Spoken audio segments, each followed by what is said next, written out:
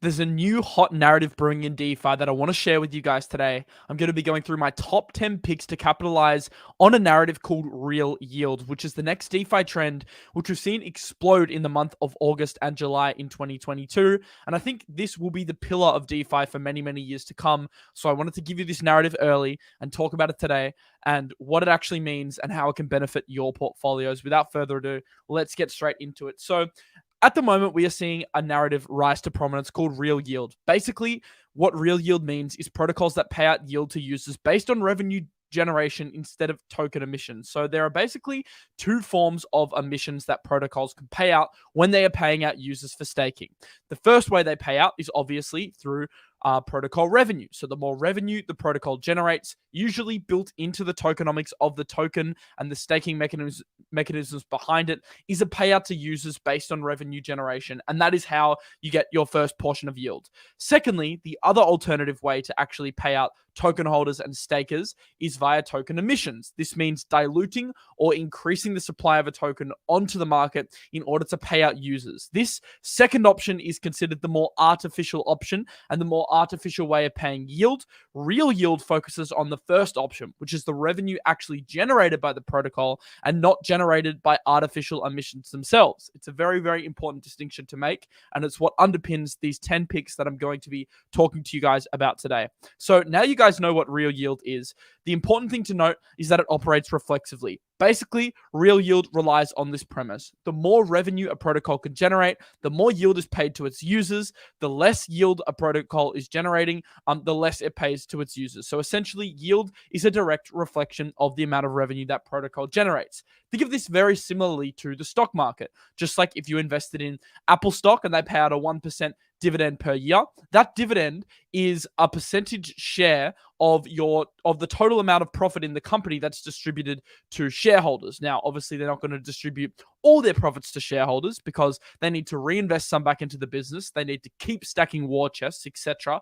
But they do pay a portion to shareholders, and you receive dividends proportionate to how much of the protocol you own. It is the exact same model in crypto, and this is what crypto and DeFi has been pivoting to for a while. It's the model of how much yield a protocol makes, then a portion of that is distributed to users. Very similar to dividends in the stock market is how it works. Now, real yield then essentially becomes a bet on A, the protocol's ability to accrue new users, and B, an increase in revenue generation over time to reward token holders. So you do need, obviously, to increase revenue, protocol revenue over time, you need A, user acquisition, because that actually underpins revenue growth, transaction growth. For example, if you're a DEX, you earn more revenue if more people swap.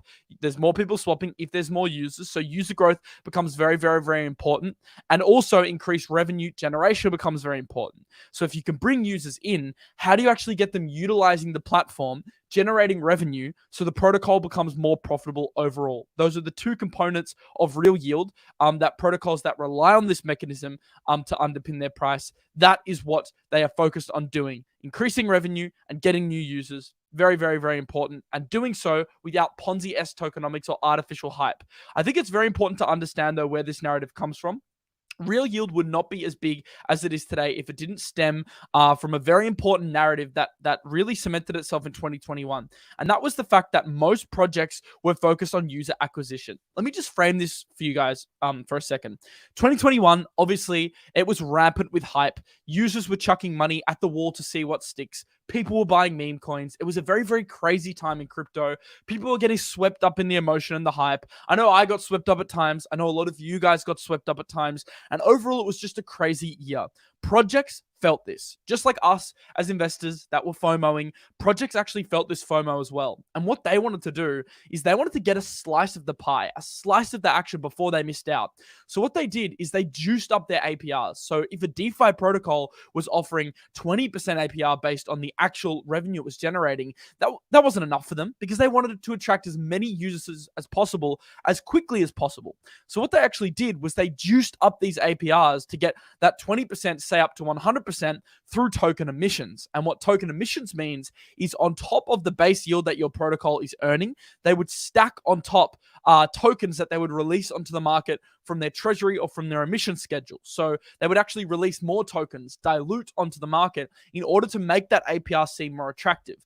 Why would they want to do that? Well, if you get a higher APR, you're more likely to buy that token and also stake that token in DeFi, which in turn attracts TVL. So if your primary goal is user acquisition, and a very easy way to get users very quickly is just by offering higher APRs, whatever means it takes to do so. And that is where we saw this emissions-based DeFi narrative start to come to fruition. There are a few projects that were really at the forefront of this in terms of like the best examples I can give you. Wonderland Time, Olympus DAO, basically any rebasing token did this. That is why they absolutely tanked, because they were diluting tokens in order to incentivize you through that crazy 1000% APR that everyone wanted. In fact, Wonderland Time was 100,000% APR at one point. I mean, it's absolutely crazy looking back on, but it did attract users. Sunny Aggregator, a protocol I invested in, a protocol I know quite a lot of you invested in, and we lost money on. Why? Because of their crazy dilution. They were diluting at a mammoth rate in order to juice up their APRs, and what inevitably happened, the price ended up tanking and essentially going to zero. What happened to Saber? The exact same thing. And if we actually look at the supply schedule on Masari, you can actually visualize exactly what I mean by steep emissions curves here. Now, this graph basically looks the same as every DeFi protocol in 2021. Basically, every protocol had this really steep emissions curve in the first few months, and then it would gradually drop the amount that it reduced onto the market. But what does this really steep curve during the first year of the protocol actually mean? Well, it means that the amount of tokens being flooded onto the market in the early few months is much, much, much higher than later months. This, a lot of the time, can be unsustainable because although successful at bootstrapping liquidity, what it does is it dilutes very quickly, and it means that any potential rise in the token's price is quickly offset by the amount that's being diluted. So even if the protocol is generating real revenue, most buyers don't end up profiting because of the token being denominated based on the amount of tokens that are actually on the market. That's what happened with Saber, Sunny. That's what happened with Axie Infinity. And inevitably, that's what happened with Anchor Protocol, the 20% on UST, although that wasn't inextricably linked to the downfall of UST itself. That was more so the short event and the DPEG that caused that. But the 20% that was being offered obviously was being subsidized by the Terra Foundation. So ANC obviously had their own rewards, but the Terra Foundation underpinned the 20% with LFG treasury funds, which was how, obviously they were working to become more sustainable, but they were bootstrapping liquidity as well. Now, the first thing I want to say is I don't think there's anything inherently wrong with bootstrapping liquidity. Emitting tokens is great because it gives you a very fast-paced user acquisition that real yield can't give you. And I do see the merit in doing it in the early stages, especially, let's say you're a project. Let's say you're a DEX, you're competing on an ecosystem. Let's say you launch on Solana. You've got Radium, you've got Serum, you've got Jupiter already established. If you're a new DEX on Solana, how are you going to gain market share? The only way to gain market share is to gain users. Now, how do you gain users? Well, you offer a higher APR. How do you offer a higher APR? Well, you increase protocol revenue. But how's that possible without users? You see the conundrum for projects. That's why they're now incentivized to emit tokens, because it's the only way they can acquire users. And it does make sense in many cases. So I don't think projects emitting tokens is a bad thing necessarily. I just think it's a reflection of the competitive nature of crypto and how these projects actually felt the FOMO. But obviously all that came to an end. The birds stopped singing, the music stopped playing after the Luna and UST collapse. People realized, and I think that was the nail in the coffin for unsustainable DeFi. I think a combination of PTSD, a flush out of retail participants in DeFi, and also an increasingly risk-off mindset towards crypto ended up resulting in the DeFi landscape significantly shifting. And this shift in the DeFi landscape resulted in a lot of people then flocking to projects that offer real yield instead of subsidized emissions, because frankly, a lot of people were just scarred and scared from what happened in 2021, and they have a right to be, because a lot of these projects weren't sustainable. They were essentially just padding TVL, which masks up any cracks. It covers over any cracks of badly designed mechanisms to accrue value. And essentially, now what we want to do in 2022 and beyond is really look below the surface, dig deep beneath the surface, look below the iceberg, and actually see what is happening at a fundamental level with these projects. Are they generating yield from the right places, or are they generating it from the wrong places? Well, this has now resulted in, because I'm not the only one doing this, a big shift from fake to real yield projects as the market is now shifting to risk off. And obviously ahead of the merge and ahead of this L2 narrative, this is really taking the forefront of DeFi at the moment. And I think it's a very pertinent topic today. So I want to give you my top 10 projects that capitalize based on real yield. And I want to run through them and give you guys my watch list, my ultimate watch list as to what I'm looking at in real yield. Just quickly, before we get into my watch list, make sure you guys are signed up for the BYBIT Trading competition because it does start tomorrow. I'm very excited. On the show, I'm going to be sharing my live trades, also on Instagram afterwards. To actually sign up, there's a link in the description. I think there's like 1,200 people and you have a chance to win $100,000 or up to $100,000 in cumulative prizes. So that's absolutely crazy. I don't think we've ever done a giveaway this big before. 6-figure giveaway for you guys.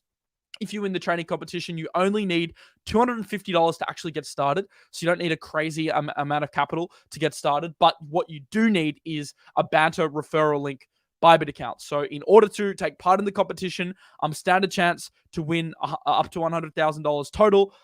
You will need to sign up for a Banter BYBIT account, but that is also in the link in the description. If you sign up for a BYBIT account here, you get the $4,200 bonus based on your deposit as well. I know most of you already signed up, but just for the ones that aren't already, remember you do have the sign up bonus link in the description to get involved. It's going to be a lot of fun. I'm going to take Sheldon down. I'm going to take Rand down. I'm excited to take home the Banter trading crown. And you know, it's going to be a lot of fun to share that with you guys on the show as well. Let's continue with this narrative and my top 10 projects. The first thing that I'm going to look at is decentralized perpetual exchanges. These are DEXs that offer leveraged perps. So basically, you know how you could trade on BYBIT, you know how you could trade on FTX. Obviously, centralized exchanges have their benefits, deeper liquidity, more security in the event of in the absence of smart contract risk, but DEXs also have their benefits as well. I think the main one is no KYC. So a lot of people that don't want to KYC, that already have funds on the MetaMask, you can now transact on a perp DEX. The other one is no counterparty risk. So I think the problem with a lot of centralized exchanges, maybe this doesn't apply so much to the main ones like BYBIT and Binance, is there's counterparty risk. Essentially, that exchange, if it went under or if it got hacked, your funds are with a centralized exchange. And I think today, it's becoming much more pertinent to really keep track of where you're keeping your funds and keep your funds safe. So that's one of the benefits of a DEX. Do I think centralized exchanges are good? Yes. In fact, for trading, they're actually probably better. But there is a growing need and there's a demand and a very strong niche and a strong community that wants to use perpetual DEXs. And I only see this narrative getting stronger and stronger over time as crypto adopts more users. Sovereignty is the key one here, actually keeping custody of your own assets in a decentralized manner. So if you want to take advantage of this trend, as I said yesterday on the show, the first on the list is DYDX. It becomes a very obvious one. If we look at Token Terminal, if we go onto the dApps page, we know that DYDX is doing $300 million worth of annualized protocol revenue just in the last 180 days. As we can see, it's done $211 million worth of revenue. This makes it the third ranked project for revenue generated, one of the lowest PE ratios, so price to earnings ratio projects on the market, which means relative to price to earnings, it's seemingly undervalued comparatively to like your MetaMask, PancakeSwap, etc. So I do think that DYDX becomes kind of like your go-to or the first port of call for people wanting exposure to the PerpDex narrative. Why is the PerpDex narrative related to real yield? Well, it's the most obvious way that you can generate real yield because trading and swapping is one of the key core functions of crypto. Anytime there's perpetual DEX swaps, gives a little bit of an opportunity for these protocols to generate revenue, and DYDX pays some of that back to their protocol holders, albeit they centralize revenue. They don't pay their revenue directly back to token holders, unlike some of these projects I'm going to get into in a second. So it doesn't have the greatest tokenomics compared to the ones I'm going to show you in a minute. But they are changing their model in V4, which is launching in late 2022. We could see they're going to have a no centralized party trading fees, meaning they're going to start sharing their trading fees with users. Let's say they split this 30-40% with the users. That is a huge win considering the vast amount of revenue that they're actually generating. And that would mean a very positive thing for DYDX holders. Right now, though, they still are emitting a little bit. So it's not pure real yield yet because of the circulating supply, roughly an 8x dilution yet to occur. V4 should be quite positive for DYDX as a whole. This is not a very steep cliff, so I wouldn't put it akin to Saber and Sunny that I referenced earlier in the video, but just keep this in mind because obviously, there is still a little bit of dilution to come, which is probably why I like this next DEX a little bit more. By the way, just quickly, DYDX, the most positive thing about it is not actually the staking mechanism right now, because as I said, it doesn't have the greatest tokenomics. It's actually the fact that they're launching on their own Cosmos-based blockchain. Launching their own chain is basically unprecedented for a perp DEX. We have not seen this, and I think that is the very important thing when it comes to DYDX, the fact that they are doing their own chain. Obviously, that gives them many strategic advantages. The first one being non-fragmented liquidity. They can keep liquidity on their own chain. That's very bullish from a price and a value accrual perspective for the DYDX token. Gives them many unique advantages versus other DEXs. Keep your eye on this new Cosmos blockchain. That was massive news. And that's basically why I'd be buying DYDX. It's not because they have the best tokenomics, because the best tokenomics actually belong to GMX. GMX is the largest project on Arbitrum, the 7th largest on AVAX. It is a perp DEX. It's just like DYDX. So I don't need to explain what a perp DEX is again. It's basically the same thing, except it operates differently in terms of its tokenomics. What they have is a multi-asset pool of a basket of assets. So like Ethereum, AVAX, a bunch of stable coins, and this earns LP or liquidity provider fees. And you can stake tokens, GLP tokens, in this pool to actually capture a percentage of these fees. Now, what this pool does, having such a large basket of assets underneath it, it facilitates 30x leverage trading. So you can trade spot assets with very, very low slippage, and it's why it's such an intuitive and easy protocol to use. The UI is great, and also very low slippage with a lot of token pairs. And I think it has the best tokenomics out of any perp DEX because staking it exposes you to 30% of all platform fees. I explained that DYDX wasn't paying out direct platform fees. Well, GMX is. 30% of all platform fees goes to holders, and they have an ESGMX, like a VE vote escrow model, which incentivizes you to actually stake and lock up GMX rewards. There's a good thread on my Twitter if you want to have all the resources here. I don't want to go through too much in depth. I may just do a video on a GMX tutorial next week specifically, but today's video is more of a list for you guys to get an introduction to the narrative, and then next week we could start diving into the nitty-gritty details of every one of these so you guys actually understand how to best maximize each play. But this video is the list for you guys so I can get all 10 under your doorstep, even though that's not really saying. GNS is the next one. I think Gains Network is, out of the 3 perp DEXs, the one that probably offers the most upside. So if we actually look at the market cap of GNS, it's $60 million. GMX, it's $319 million with a fully diluted of $535. So if we look on a like-for-like basis, based purely on market cap, I think GNS is probably the best one out of this list. And I did a video on this yesterday, and I said it's likely where the capital rotates next. So although it has gone up a lot in price, although DYDX, GMX, and this entire narrative is pumped, I think GNS is where a lot of these whales are actually going to start taking profits because they need somewhere to take profits, because a lot of them have made a crazy amount of money and they still want to milk out the extra little bit of profit from this real yield narrative. Now, obviously, this relies on the Ethereum price performing ahead of the merge, etc. In the short term for this trade to be a good one. But long term, all 3 of these assets I'm confident on as holds and as being kind of like the pillars of DeFi for potentially the next few years. Not all of them will win, but one of them will come out a big winner. So I don't see a problem with owning all 3. It's not really a question of which one should I buy. It's more a question of which one do I allocate the most capital towards to maintain efficient capital allocation?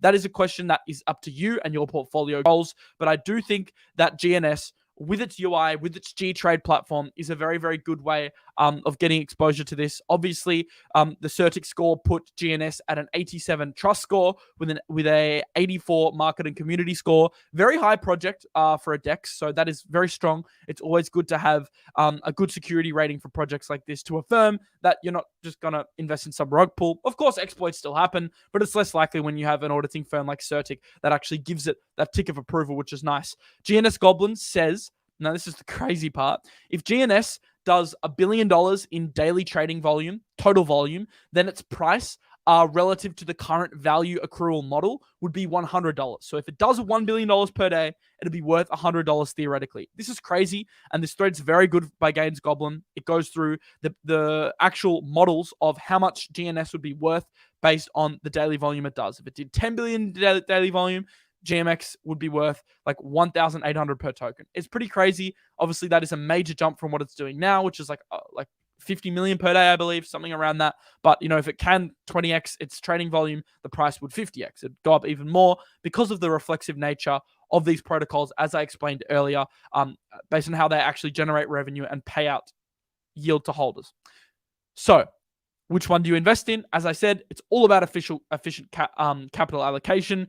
There's a thread on my thread. I've done thread of threads for you guys if you want this video basically summarized into thread form, where you guys can actually see the comparisons between the three. By the way, if you are watching, give the thread that I did a like and a retweet to share it, because I think, I basically stayed up all night writing this. So show a bit of love on that. It would be appreciated. Give it a like, give it a retweet. Link in the description, obviously, to my Twitter, because I work hard to give you guys this research that I don't see many other people in DeFi doing, and that's not like a flex or anything. It's just, I put in a lot of work. It's my full-time job. I research all day, and I share what I learn all day with you guys. That is like my life mission at the moment. So, if you want to give back, just little like, little retweet, much appreciated. But these two resources, which are on my thread, will go through the differences between the three, so you can allocate capital efficiently. But I want to get off the DEXs now, because we've talked about DEXs for 10 minutes already, and go to the next real yield narrative, which is SNX.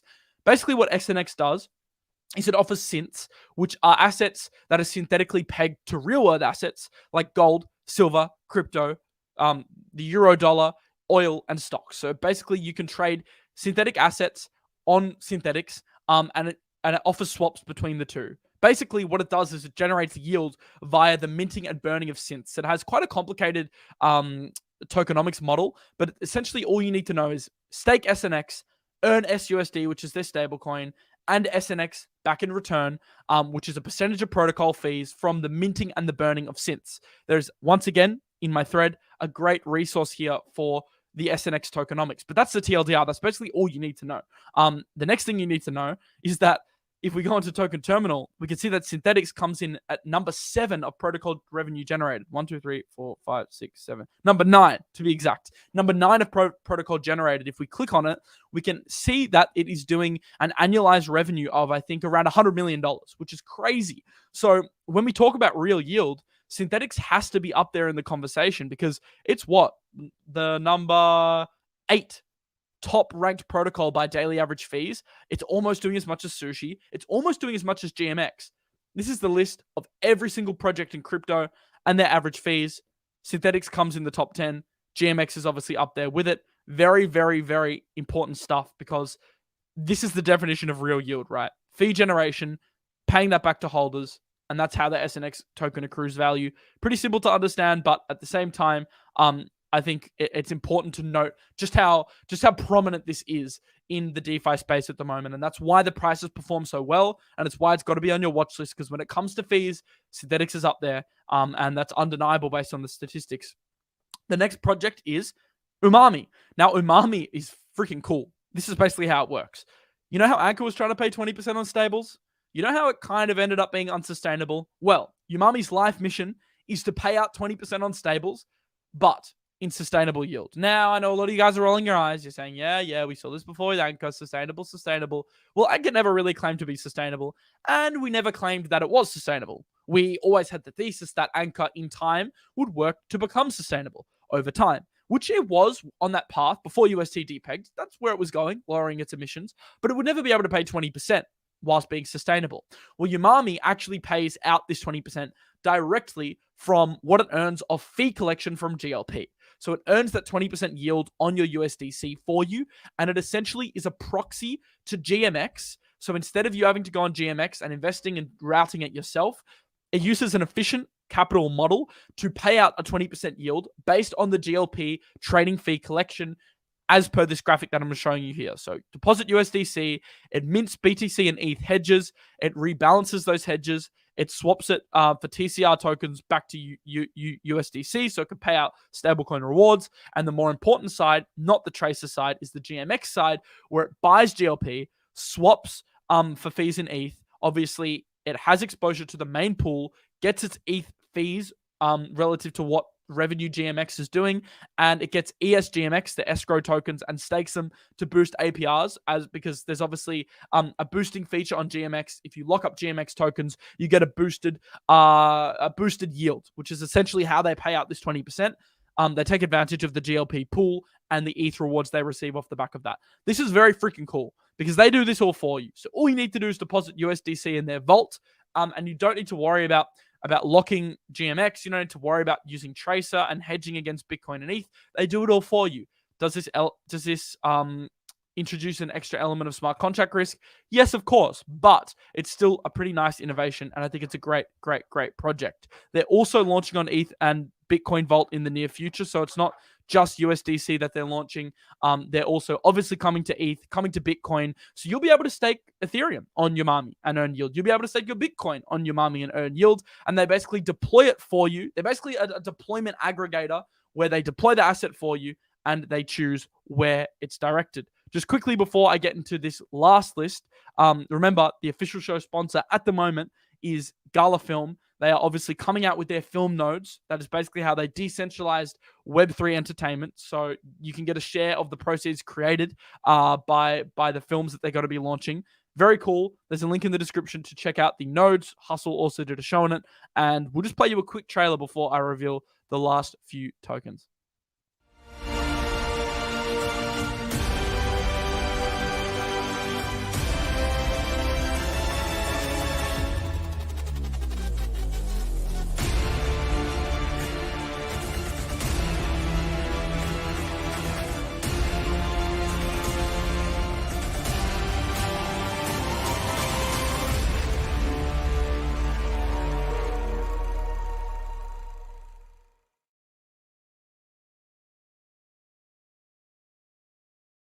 Thank you to our sponsor, GALA Games. Remember, link in the description to check out the GALA Film Nodes. Very, very cool platform that they are launching over there at GALA. The last few tokens, I'm not going to go in depth in today's video, but I'm just going to give them to you. And then in a future video, we will unpack them 100%. But right now, these are what you need to know so you can start researching yourself. Ribbon, Butterfly, Redacted Cartel, Dopex or DPX, Looks Rare or Looks.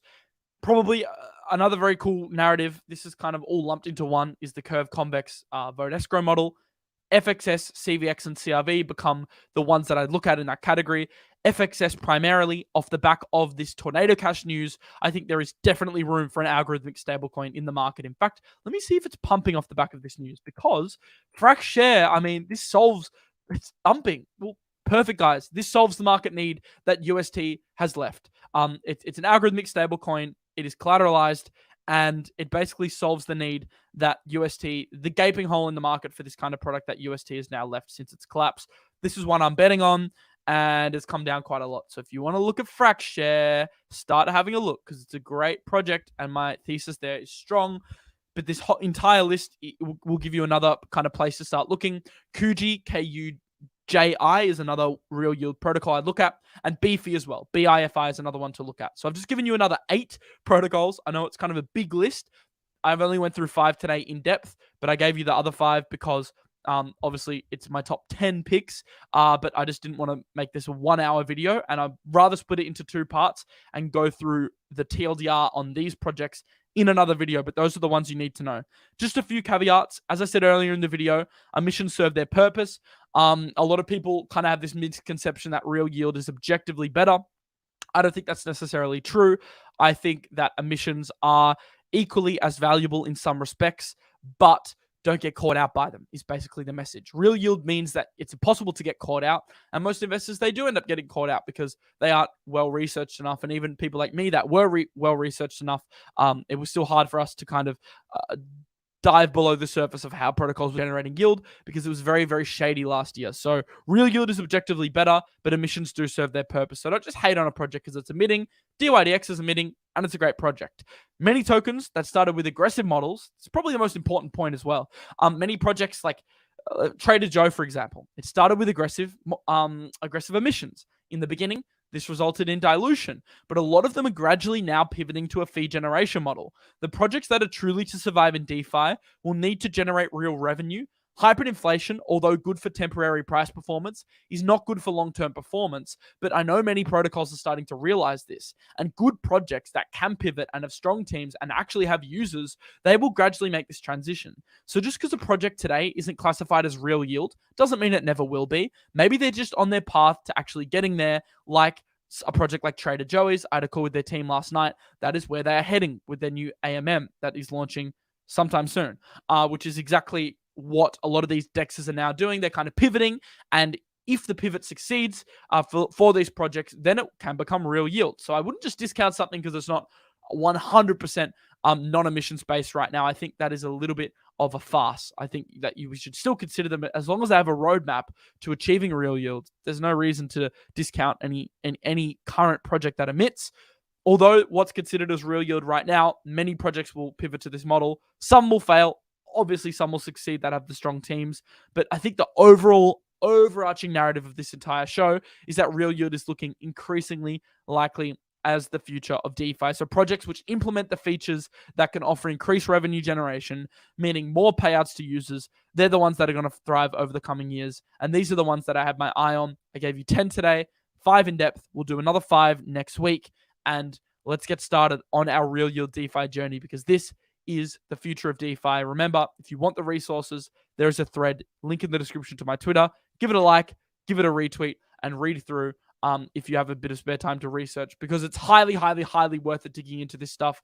It is the future narrative, and it would be a shame to miss out on it because you didn't take a few minutes just to look a little more in depth into some of these resources that I've linked, because it's pretty cool stuff. Link in the description to that. All right. Thank you guys for joining. Not my most viewed show today due to market conditions, but probably the most important show that I've done in a few weeks. So the ones that watch live, you guys got the alpha. This is pretty important stuff in my opinion. In terms of DeFi, it's the most important stuff right now. So you're the real ones. You got the alpha ahead of everyone else. Don't waste it. And I will see you in the next show tomorrow. Peace out.